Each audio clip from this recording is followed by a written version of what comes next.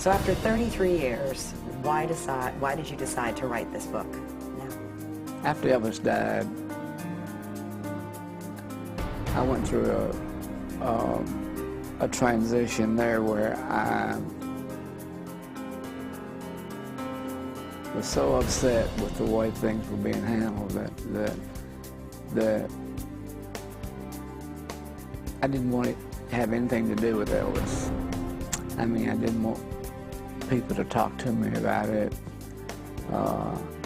People would ask me about writing a book, and I said, no, I just don't want to think about all those things. When did he start taking drugs? The first that I had heard about him taking drugs was in the Army, and I heard that he took some amphetamines when he would drive from Memphis to California for a movie. He was afraid to fly, so he would take some amphetamines to stay awake. Amphetamines, barbiturates, sleeping pills. Why did Elvis need so many drugs? There's not a drug that treats everything. One drug that you can give somebody and will take care of their flu, will take care of their ulcer disease, will take care of everything that's wrong with somebody. Did you overprescribe medication to Elvis Presley? Elvis wanted these prescriptions in his name so his daddy wouldn't raise hell with him for spending money for somebody else. And so that all these things were written in his name, and it looked like that he was taking all these medicines, and he wasn't. I mean, Elvis never even had control of his medications. I kept all his medicines, and I not only kept them, but I hired a nurse to stay out there with him to handle his medicines. So we never gave him. He didn't have control of the medicines. Do you or did you ever regret giving Elvis all of the pills that he had been taking and that you prescribed? At any point, did you regret it? No, I don't regret anything that I gave him. I think they were medical necessities. I think we were treating diseases.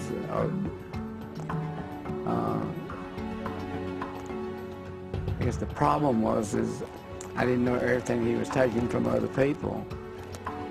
It's a big problem. That's a big problem. Were there a lot of enablers around him? Yeah, I guess 3/4 of the people that worked there were enablers. And do you think that they were contributing to his addictions? Was he a drug addict? There was only one time for sure that I knew he was a drug addict. And that was a time when he came back, he flew into Memphis after he'd had a series of acupuncture treatments from a doctor in California. The doctor had sold him on a bill of goods that he's going to clear up his back pain and clear up this pain doing this acupuncture. But he wasn't using acupuncture needles, he was using syringes. And the syringes had Demerol in them, and cortisone, and Xylocaine, which is a local anesthetic. And of course, he always felt better after that. I mean, he even talked some of the other guys to go into the same acupuncture because he was so good. That perpetuated the controversy around how Elvis died and what it was, in fact, that actually killed him and who did it. The reason there was so much controversy was you had the committee of pathologists with two different views. Medical examiners or forensic pathologists who want only to come up with an accurate and sustainable and provable cause of death and then manner of death. Now, cause of death, for example, might be drowning, but manner of death could be an accidental drowning, a suicidal drowning, unknown. So those are the two things that forensic pathologists would look at. Generally speaking, hospital pathologists are listing all the organic problems and disease processes they identify. There was no initial and acute cause of death clearly established. You So then it came down to lab testing. We had several labs testing the samples from the Presley autopsy, and they were somewhat consistent in their results, but none of their results established a baseline of medications or byproducts of medications in Elvis Presley that were even toxic. Now, those medications are found in different levels. They're absent or trace or therapeutic, the level that the medication was intended to work in your body. The next level is toxic, that level at which it makes you sick. And the final level is lethal. In the Presley autopsy, there were no lethal levels, nor were there any toxic levels. So for the first time, to my knowledge, in medical history, the diagnosis was formulated by the pathologist from the hospital that it was a polypharmacy. I think they may have even coined that term, but I'm not sure. But they felt like the combination of those drugs, in the absence of any other cause of death, was a probable cause of death. Of course, that autopsy has never been made public.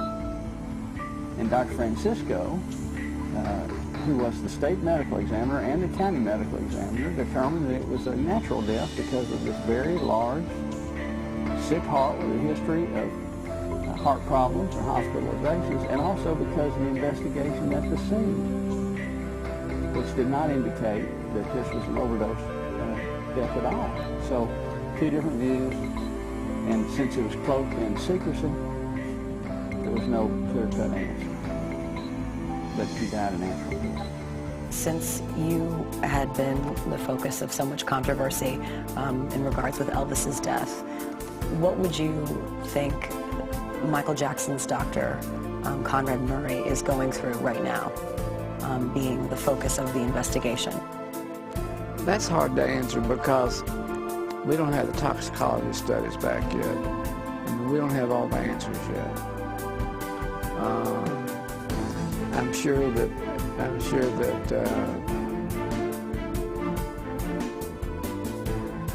he's running scared. I mean, to be a cardiologist and be there on hand